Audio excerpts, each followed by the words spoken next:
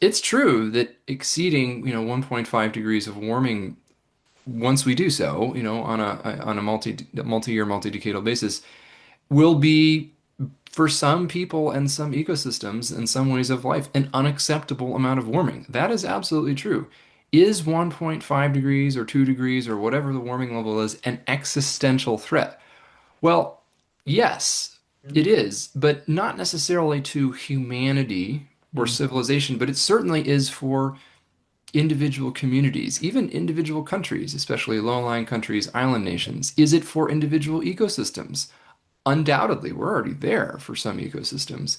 Is it for some individuals? Are there people who will unfortunately die in events that who would not have died but for that amount of warming? There already have been. Mm. And so I think the question is for whom and in what context is climate change an existential crisis?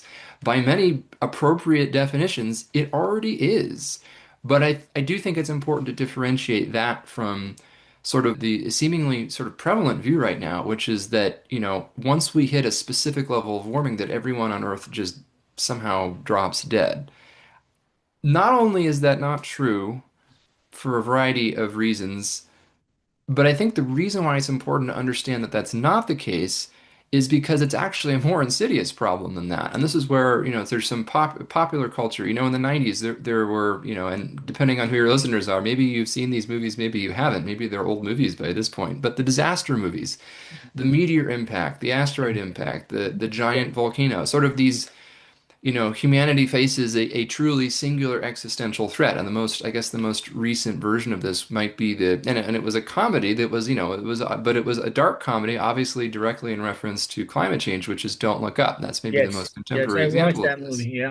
And the idea here, and I think the only real well, maybe the logical extension of the climate change threat in that fictional universe is that it was in fact in that case a singular threat. It was, I believe, a comet that was going to literally destroy the Earth. So it's something that really was an existential threat that was a something you could point to in the night sky, a specific thing that threatened everyone simultaneously.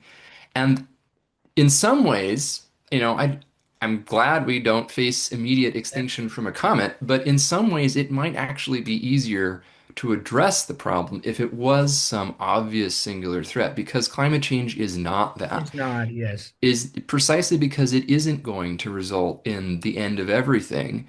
It Mhm. actually is making it really difficult to point out that it will mean the end of things that a lot of people care about.